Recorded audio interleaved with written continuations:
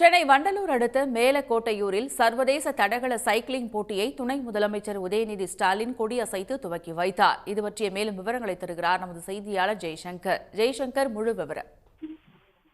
அதாவது வண்டலூர் அடுத்த மேலக்கோட்டையூரில் தமிழ்நாடு உடற்கல்வியல் மற்றும் விளையாட்டு பல்கலைக்கழக வளாகத்தில் 3 நாட்கள் 2026க்கான டிராக் ஆசியா கோப்பைக்கான சர்வதேச தடகள சைக்கிளிங் போட்டி நடைபெறுகிறது.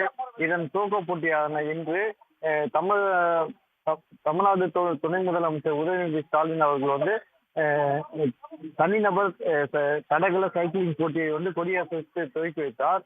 இந்த துவக்க விழாவில் மாவட்ட ஆட்சியர் மற்றும் அமைச்சர் தாமு அன்பரசன் உள்ளிட்டோர் கலந்து கொண்டார்கள். இந்த சர்வதேச டிராக் ஆசியா போட்டியானது 11 நாடுகள் பங்கேற்றுள்ளன. இதில் India, Nepal, Malaysia, Indonesia, Singapore, Kazakhstan, Philippines, Myanmar, Lithuania, மாலத்தீவு உள்ளிட்ட நாடுகளை சேர்ந்த 135 வீரர்கள் கலந்து கொண்டுள்ளனர். இதில் இது டெல்லியில் தான் இந்திய அளவில் நடைபெறும்.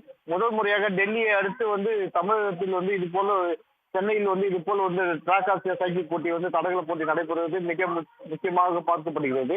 இதில் தமிழகத்தை சேர்ந்த 20 வீரர்கள் இந்த போட்டியில் பங்கேற்றுள்ளனர். 3 நாள் நடைபெறும் இப்போட்டியில் முடிவில் அந்த ஆசியா கோப்பைக்கு தட்டி செல்வது யார் என்ற ஆவல் அந்த குழு யார் என்று எதிர்பார்ப்பு எழுந்துள்ளது. விரிவான தகவல்களுக்கு நன்றி ஜெய்சங்கர். உடனுக்குடன் செய்திகளை தெரிந்து கொள்ள சன் நியூஸ் பெல் ஐகானை கிளிக் பண்ணுங்க.